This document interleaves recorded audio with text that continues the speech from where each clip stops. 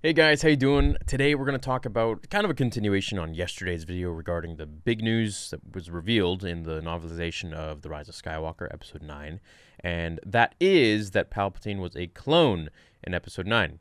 So, with all of this, I've been thinking for the last day, and I want to go into this a little bit more. Why was his clone body, if he's a clone, so disfigured and destroyed? There's two theories behind this, and two that obviously are taken from Legends, because this entire story is taken from Legends as well. And if you don't know that, you can watch yesterday's video or search up the Dark Empire comics for yourself, where Sidious comes back as clone bodies of himself. Now, before we get to the answer, I'm slightly disappointed that they didn't use a younger body of Sidious, because that was the whole premise of Dark Empire. Basically, he came back when he was like 20 or 30 years old, and he was in his prime, and he fought Luke Skywalker. It was really cool, and I would have loved to have imagine Palpatine came back when he was 20 in this movie and just fights Ben Solo and fights Rey at the same, like with two lightsabers. Like it'd just be like Clone Wars. It would be really cool. Now, regarding his clone body, why it was all disfigured, there are two reasons. The first is that they cloned his body after he was destroyed when Vader threw him down the shaft. So he was all like splattered, and they kind of got the remains of him. That's my theory or interpretation of it. But the real answer, I believe, and this harkens to the Dark Empire comics itself, which is where this story was taken from. Palpatine had so many different clones of himself because not just in case he died, he was very egotistical. He knew that he was very powerful and he wouldn't really be killed that easily. But in the event that he would be, he had multiple clones of himself. But that's not the main reason. The main reason is because these clones didn't have enough power. The flesh in them was basically deteriorating very, very quickly. Especially with the high use of the dark side that he used, they couldn't withstand the total power. And it even says in this excerpt that something about Palpatine. I don't have it open. Maybe I should open it. Right, it says, Kylo could feel in his very bones that this clone body sheltered the Emperor's actual spirit.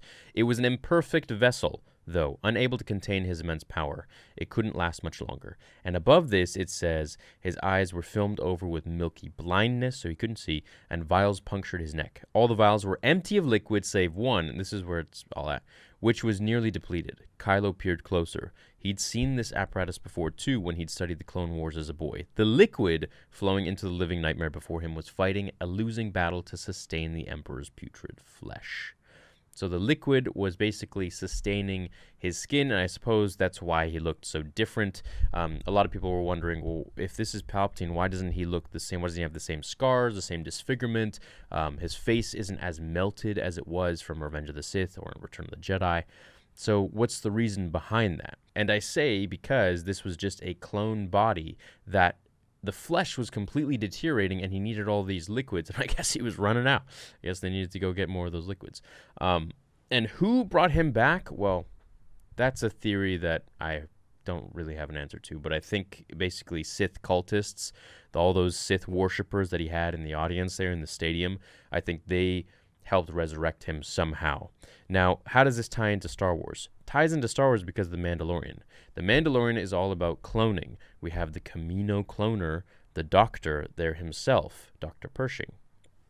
Now, he is trying to clone a Force sensitive, and they chose Yoda's species. Yoda, that Baby Yoda, the child is either a clone of Yoda or it's just another one of his species. And they chose him, I believe, because he's so equal in the Force and the power of the Force with Palpatine. So if they could clone his body, then they could do the same with Palpatine, and perhaps they never perfected it.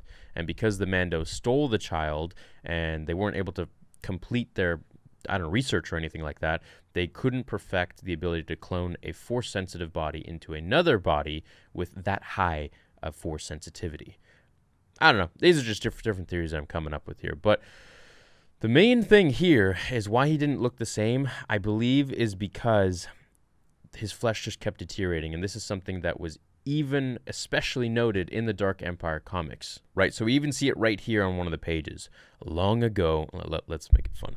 Long ago, I found my flesh could not withstand the awesome demands of the dark side. The great Emperor Palpatine discovered he was dying. My body was literally consumed by the energies I had released. Fortunately, there was a way, a road to eternal life. So, he obviously found the way, and he knew that with all of this dark side energy that he had, his body couldn't stand it with these clones. The organic one, yeah, sure, but even then, the dark side makes you quite disfigured, as was written in Legends. Now, onto the topic of why the clone wasn't young like he was in the Dark Empire comics. Well, that's kind of unfortunate that he wasn't, because it could have led to such a cool action scene and storyline and everything. How would they take down this younger version of Palpatine? It would have been the strongest version of Palpatine ever, because it would have had a strong body, and the mind would have lived this entire time and, you know, learned all of these Force abilities. Hey. Okay, sorry. She was making noise. You're going to stop now, right? No, we're not going to stop. So you would have learned all of those abilities over this vast period of time and basically gone into a younger, stronger self. However, the issue with that, of course, with the deterioration and everything, I understand that, but why didn't they use that in this movie? They could have started out with a younger Palpatine and he would have, you know, just kept deteriorating, and they would have gone the same premise as the comics and just made more and more and more of them, so he would transfer his essence. So, the reason, I think, is because of the Mando, and this is how it ties in and meshes perfectly. So the Mando abducted the child, or saved the child from Dr. Pershing, the cloning facility, and the Empire as a whole.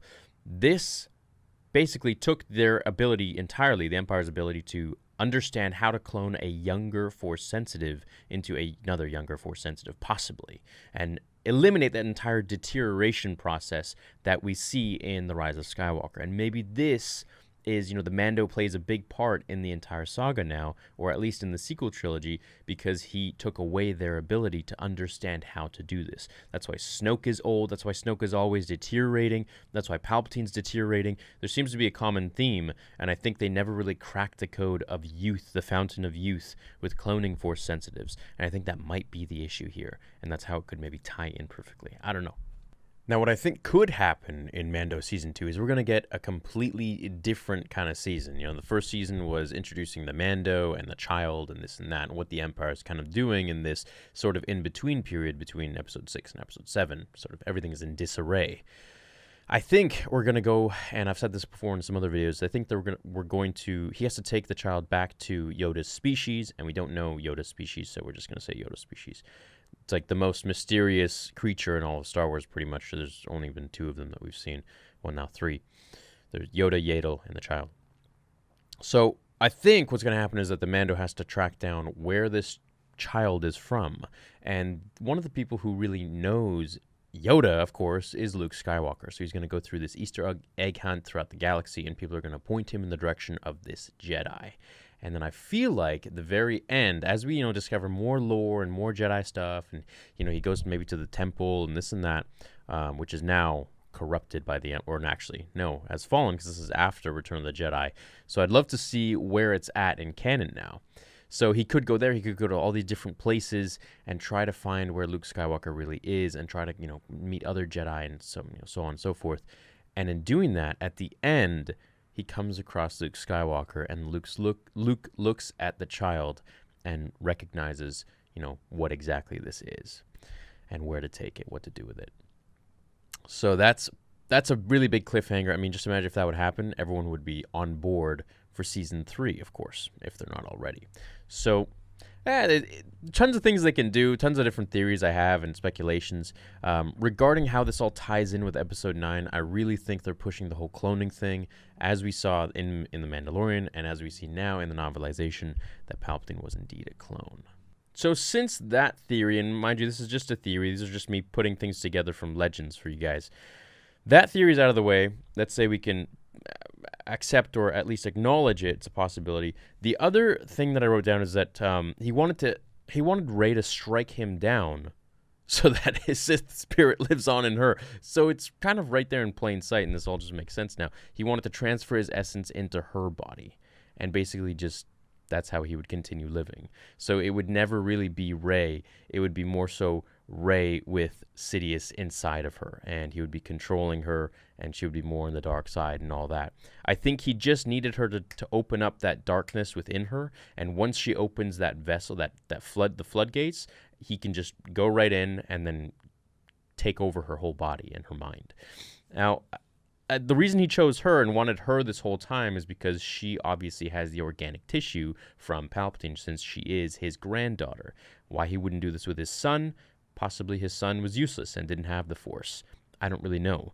But Rey does, and that's probably the whole premise of this and why he wanted Kylo to bring her to him, or, was so infatuated with the idea of turning her to the dark side, because once he does, then he can really live forever, and then his Sith spirit will live on in her. So that's my theory. Let me know what you guys think.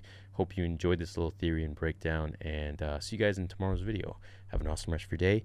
Until then, remember, the Force will be with you always.